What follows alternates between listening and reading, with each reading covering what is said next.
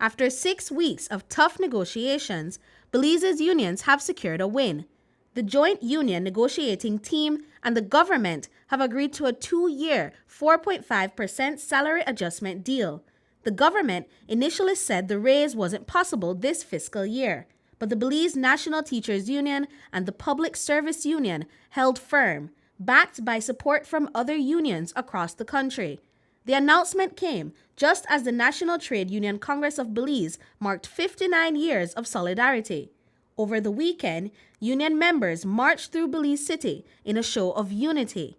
NTUCB President Ella Waite reminded the crowd that when workers stand together, real change is possible. To have a labor union still alive and moving in this country after all that we've been through, a lot of victimization, yes, a lot of partnership as well, but we always tend to remember the bad things because it hits us most.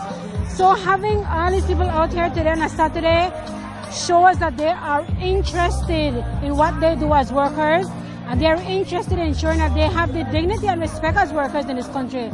And it also shows that they want serious change in Belize when it comes to good governance, when it comes to union respect, when it comes to systematic change.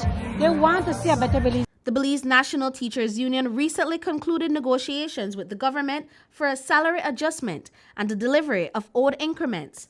Although those issues have been resolved, BNTU President Nadia Kaliz says the fight for constitutional change continues. I'm not saying that government should not borrow, but we have to think of some of the things that we do.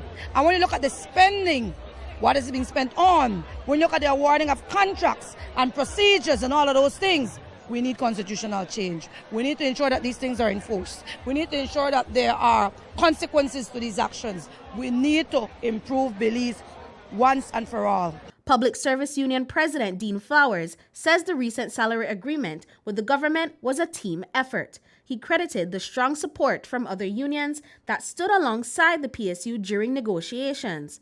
Flowers emphasized that unity and organization across all unions are essential, not just for shared goals, but for each union's individual causes as well.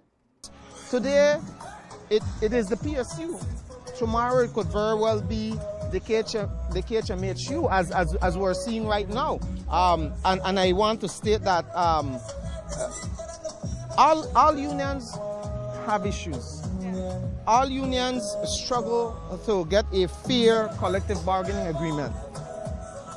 What the KHMH is going through the workers at KHMH is going through at this moment in an effort to try to rescue their pension is something that clearly we will have to stand alongside them to defend that and to fight for that.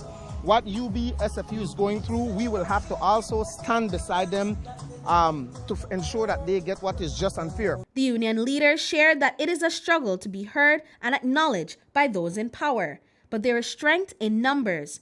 Andrew Baird, president of the Carl Huchner Memorial Hospital Workers Union, says this support is crucial. Well, it's just additional support and strength from the other unions to say that they're still in solidarity with Carl Huchner and even UB, who still have their present issue going on and still negotiating at the table. Just because one chapter has closed doesn't mean the story's over. For Belize's unions, there's still plenty of work ahead, and their fight for fairness and accountability is far from finished. Brittany Gordon for News 5.